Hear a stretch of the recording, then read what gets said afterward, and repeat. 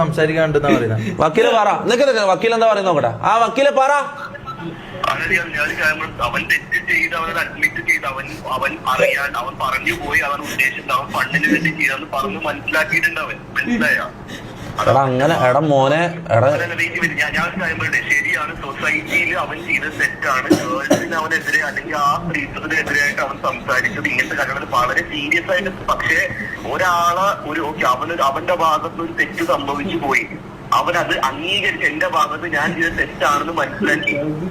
ഈ സിറ്റുവേഷനിൽ ഇവരെല്ലാവരും കൂടി പുറത്താക്കി ഇവരെല്ലാവരും ഒറ്റപ്പെടുത്തിക്കാണ് ഈ സിറ്റുവേഷൻ വേഴ്സ് ആവുള്ളൂ.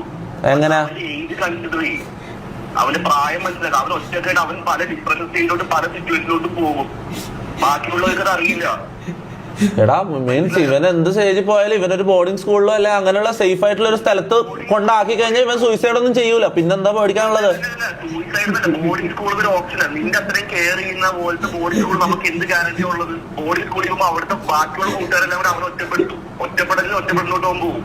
ഈ ഒരു അവൻ ചെയ്ത മിസ്റ്റേക്ക് ആണ്, അഡ്മിറ്റ് തെറ്റാണ്, നമുക്ക് എല്ലാവർക്കും മനസ്സിലായി, സൊസൈറ്റിക്ക് മനസ്സിലായി. ഈ ഒരു ചാൻസ് കൊടുക്കുമാറാനായിട്ട് ഞാൻ സമ്മതിക്കില്ല. ഞാൻ അതിനെതിരാണ്. ഞാൻ എന്റെ ഓപ്പണായിട്ട് പറഞ്ഞു. ഞാൻ ഹോസ്പിറ്റലിൽ